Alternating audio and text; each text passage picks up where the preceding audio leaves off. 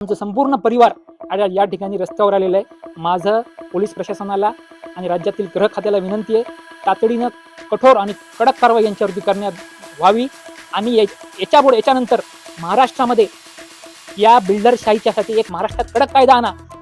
याच्यानंतर कोणी सुद्धा बिल्डर सर्वसामान्य गोरगरीब जनतेची जमीन लाटण्याचा प्रयत्न करणार नाही, त्याची फसवणूक होणार नाही। अशोकनगर परिसरातील एका उद्योजकाच्या घरी आपण आहोत। हे बाजूला पाहू शकता की हे या पद्धतीने या ठिकाणी ॲम्ब्युलन्स उभी आहे। तर बाजूला घटनास्थळी हे जे पोलीस आहेत तर पोलीस सुद्धा या ठिकाणी तैनात असलेले पाहायला मिळतात।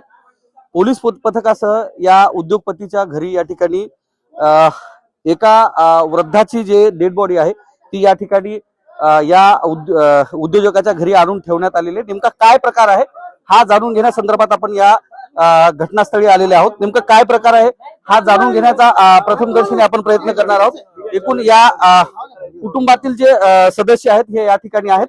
काय सांगणार आपण या ठिकाणी मृतदेह थेट या यांच्या घरी उद्योजकांच्या घरी आणलेला आहे। नेमका काय प्रकार आहे आणि कशामुळे हा मृतदेह जो आहे तो आपण या ठिकाणी आणलेला, काय प्रकरण आहे?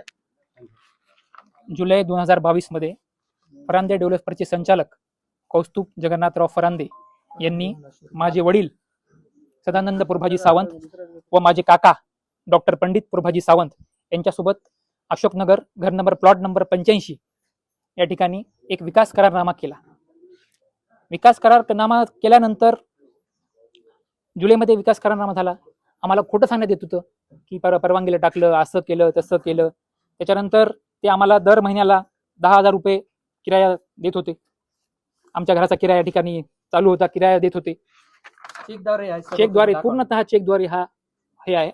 आणि त्याच्यानंतर त्यांनी आम्हाला, मग आम्ही त्या दोन भावासोबत जेव्हा डेव्हलपमेंट अग्रीमेंट झालेला आहे, दोन भावासोबत जेव्हा डेव्हलपमेंट अग्रीमेंट झाला होता तेव्हा एका भावाला अंधारात ठेवून त्यांनी दुसऱ्या भावाचा जो प्लॉट असतो तो प्लॉट खरेदी करण्याचा प्रयत्न केला। मग दोन भावासोबत जेव्हा डेव्हलपमेंट अग्रीमेंट झालं तर तुम्ही प्लॉट खरेदी करण्याचा प्रयत्न कसा केला? सरळ सरळ आमची फसवणूक झालेली आहे त्या ठिकाणी। आज मी स्पर्धा परीक्षा करतो, आज माझ्या भावाचं त्या ठिकाणी प्लॉटवर आमचं छोटं दुकान होतं, त्याच्यावर आमचं घर चालायचं। वडील पेन्शनर होते, बहिणीचं लग्न झालेलं आहे। तर या बिल्डरने आम्हाला 4 वर्षापासून मेंटली, फिजिकली आणि इकॉनॉमिकली त्रास दिला। त्याला जी महाराष्ट्र शासनाने जी बंदूक दिलेली आहे ती बंदूक दाखवायची, तुम्हाला मी उडवून टाकतो, तुम्हाला मी असं करतो तसं करतो, अशा पद्धतीनं आम्हाला धमक्या द्यायच्या। आणि लास्टचे 5 ते 6 मीटिंग 10 मीटिंग्स झाल्या। त्या मीटिंग्समध्ये यांनी आमच्या वडिलांना, तुमच्या दोन्ही मुलांना संपवून टाकतो, असं करतो तसं करतो, मी तुम्हाला ओळखत नाही। आज 40 वर्षापासून 50 वर्षापासून यांचे आमचे घरगुती संबंध आहेत। आणि ज्या दिवशी आमचं घर पडलं, घर पाडल्यानंतर ते स्वतः घरी आले, संध्याकाळी आल्यानंतर ते म्हणले, बाबा मामा आम्हाला खूप वाईट वाटलं की तुमचं आज घर पडलं, मी तुमचं सांत्वन करायला आलो। त्यांच्या लहान मुलीला म्हणजे साहेबांच्या आदरणीय जगन्नाथराव फरांदे साहेबांच्या नातीला घेऊन ते आमच्या घरी आले। चहापान झाला, आदरातिथ्य झालं, सगळ्या गोष्टी झाल्या। आणि त्याच्यानंतर जेव्हा आम्ही त्यांच्याकडे किराया मागायला जायचो, काही महिन्यानंतर जेव्हा किराया मागायला गेलो ते आम्हाला 2-2 तास 3-3 तास एका वयोवृद्ध माणसाला, ज्येष्ठ नागरिकाला ते 3-3 तास बसवून ठेवायचे। आणि बसवून ठेवून अशा प्रकारे आमची ती हॅरॅसमेंट करायची। आणि कालच्या त्या एक 10 ते 15 दिवसामध्ये काही मीटिंग्स झाल्या, त्या मीटिंग्समध्ये यांनी ते अतिशय पद्धतीनं यांना धमकी दिली की तुमच्या मुलाला मी उडवून टाकतो, असं करतो। माझे पोलीस प्रशासनाशी संबंध आहेत, राजकीय यांच्याशी माझे संबंध आहेत, माझं कोणीही काही वाकडं करू शकत नाही, अशा पद्धतीने ते आम्हाला हे करायचे, धमकी द्यायचे। मी स्पर्धा परीक्षा करतो, तुझं करिअर मी बर्बाद करेल, अशा माझ्याकडे बंदूक आहे, त्याच्याकडे शासनाची एक बंदूक दिली। ते गेल्यानंतर असं आम्हाला बंदूक समोर ठेवायचे, रिव्हॉल्वरचं आर्म्स ऍक्टचं पुस्तक समोर ठेवायचे आणि आम्हाला बंदूक दाखवायची। आणि आमच्या वडिलांना त्यांनी मानसिक त्रास दिल्यामुळं आज आमचे वडील मृत्युमुखी पडलेले आहेत। माझ्या वडिलांच्या मृत्यूस ते कारणीभूत आहेत।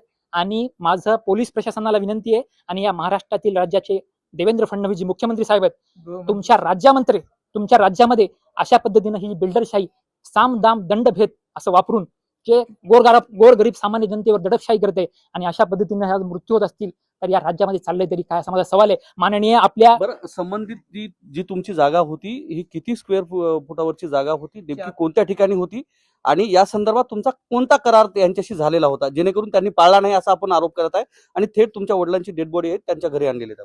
बरोबर आहे। इकडे बघा, हा विकास करारनामा आहे, बरोबर। हा विकास करारनामा 2022 दोन मिनिट हा विकास करारनामा 2 भावासोबत जेव्हा विकास करारनामा होतो ठीक आहे, इकडे बघा. 2 भावासोबत जेव्हा विकास करारनामा होतो त्यावेळी एका भावाला अंधारात ठेवून त्याचा प्लॉट खरेदी करण्यात येतो. आम्हाला म्हणतात आमचं घर आम्ही पाडलं, आम्हाला म्हणतात तुम्ही तुमचं घर पाडलं म्हणतात. असे खोटे आरोप लावतात. आणि दोन भावासोबत जेव्हा विकास करारनामा झाल्यानंतर तुम्ही दुसऱ्या भावासोबत तुम्ही त्याची प्लॉट तुम्हाला घर खरेदी करण्याचा अधिकार कोणी दिला? तुम्ही या भावाला सांगितलं का? आमची विचारपूस केली का? कुठे सही घेतली का? बरं, हे डेव्हलपमेंटचा कालावधी किती वर्षांचा ठरलेला होता, जेणेकरून ती जी मर्यादा आहे ती संपलेली आहे का अद्याप शिल्लक आहे?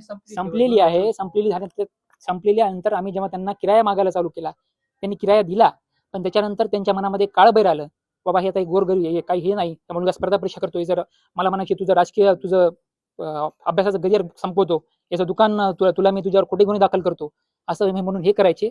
आणि अशा पद्धतीने लास्टच्या मीटिंगमध्ये आमच्या वडिलांना एवढा मेंटली हे केलं. आणि त्याच्यामुळे आमचे वडील आज सकाळी जीव जाताना सुद्धा कौस्तुभ बाळू म्हणून त्यांनी आज सकाळी जीव सोडला. आणि अशा प्रकारे आमचं संपूर्ण परिवार या ठिकाणी रस्त्यावर आलेलं आहे. माझं पोलीस प्रशासनाला आणि राज्यातील गृह खात्याला विनंती आहे, तातडीनं कठोर आणि कडक कारवाई यांच्यावरती करण्यात व्हावी. आणि याच्यानंतर महाराष्ट्रामध्ये या बिल्डरशाहीच्यासाठी एक महाराष्ट्रात कडक कायदा आणा, की याच्यानंतर कोणी सुद्धा बिल्डर सर्वसामान्य गोरगरीब जनतेची जमीन लाटण्याचा प्रयत्न करणार नाही, त्याची फसवणूक होणार नाही. ऑलरेडी 9 केसेस चालू आहेत, ते पण सांगा. आणि नांदेड शहरामध्ये यांच्यावरती काही केसेस या जमीन खरेदी करणे, फसवणूक करणे, अशा पद्धतीने अनेक स्वतःच्या मुलीला बेदखल करून टाकली, स्वतःच्या मुलीवरती सुद्धा केस त्यांचे नंबर न्यायालयामध्ये चालू आहे. या कुटुंबातील दुसरे सदस्य जे आहेत सावंत, हे पण आपल्या सोबत आहेत. नेमकी काय मागणी आहे? काय मागणी आहे? आम्हाला आज न्याय भेटल्याशिवाय पैसे भेट आम्ही उतरणार नाही. हा, आज इथून बॉडी हलणार नाही, ही शेवटची मागणी आमची. कौस्तुभ फरांदे इथे या, आज लेखी आम्हाला चिकबॉन्ड अग्रीमेंट करून द्या, आमचं नुकसान द्या, तेव्हाच बॉडी इथे हलणार, तोपर्यंत हलणार नाही. तुमची आई आहे काय मागणी आहे तुमची? काय मागणी आहे? हे सरळ तुम्ही डेड बॉडी द्यावा आमच्या घराची, पूर्ण झालेला खर्च नुकसान सर्व. झालेला खर्च नुकसान सगळं भरून द्यावं, तरच आम्ही इथून बाडी उचलू आमच्या मालकाची. विकासक जे आहेत कौस्तुभ फरांदे नावाचे विकासक आहेत, आणि त्यांच्या डेव्हलपमेंटसाठी यांचा प्लॉट देण्यात आला होता. ती मर्यादा आहे, ती मर्यादा पाळण्यात न आल्याचा या ठिकाणी आरोप होतोय. पोलीस प्रशासनातील अधिकारी जे आहेत या ठिकाणी दाखल आहेत. काय सांगणार, नेमका काय प्रकार होता? नेमका काय प्रकार होता सर? काय म्हणणं आहे कुटुंबाचं? काय म्हणणं आहे? आता आलेलो आहे, खात्री करून त्याला विचारून त्याला विचारतो. त्यांचा जुना व्यवहार होता, त्यांचा डेव्हलपिंगचा विचार होता, त्यांच्यावरून व्यवहार पूर्ण न झाल्यामुळं सदरची घटना घडल्याचे सांगत आहेत ते. काय मागणी आहे कुटुंबाचं? काय म्हणणं आहे प्रथम दर्शनी? काय त्यांचं जे अग्रीमेंट नुसार जे काय करार झालेला होता त्यांनी करार पाळला नाही, त्याच्यामुळे त्यांची अशी घटना झाल्याचं त्यांचं म्हणणं आहे. कागदपत्रांची काही तपासणी केली प्राथमिक स्तरावर तुम्ही? नाही, काहीच नाही. आताच आले ते, आमच्याकडे पोलिसांकडे आलेले नाहीत, त्यांनी सरळ आता त्यांच्या घरी आलेले आहेत, त्याच्यामुळे आम्ही आलो. डेड बॉडी सरळ इथं आलेले आहेत.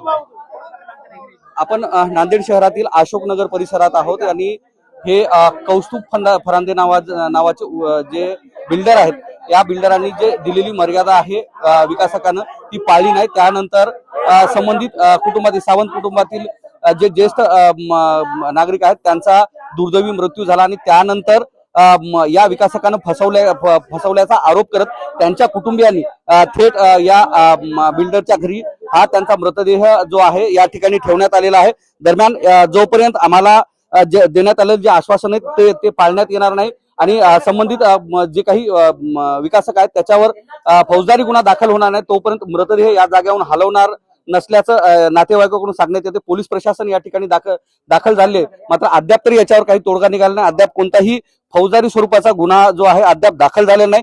एकूण या घटनेमध्ये नेमकं काय होते, पोलीस नेमकी काय भूमिका घेतात हे पाहणं सुद्धा महत्वाचं आहे. मात्र या पद्धतीनं उद्योजकांनी किंवा विकासकांनी जमिनी लाटण्याचा हा नांदेड शहरातील अर्थात नांदेड जिल्ह्यातील हा पहिला प्रकार नाहीये. जेणेकरून या पद्धतीनं कुणावर अन्याय होऊ नये आणि पोलिसांनी योग्य ती भूमिका घेऊन संबंधित कुटुंबाला न्याय द्यावा अशी मागणी संबंधित कुटुंबाकडून करण्यात येते. कॅमेरामन सुधाकर सह मी धनंजय सोळंके, टाइम्स नाव मराठी, नांदेड.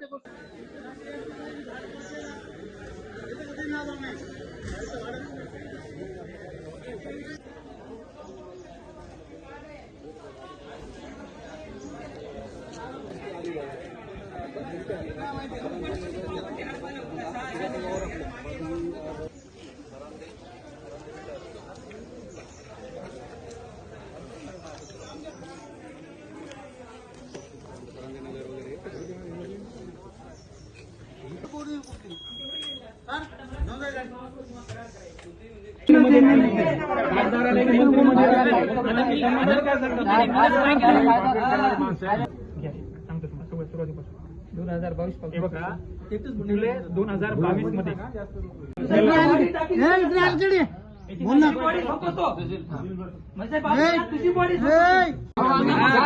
आमचा परिवार गेला ना, जाऊ द्या, त्यांचे परिवार आम्हाला काय घेणार? म्हणजे आमचं काय? आम्ही रस्त्यावर आलो ना, आमचं घर तुटले, जाऊ द्या. हा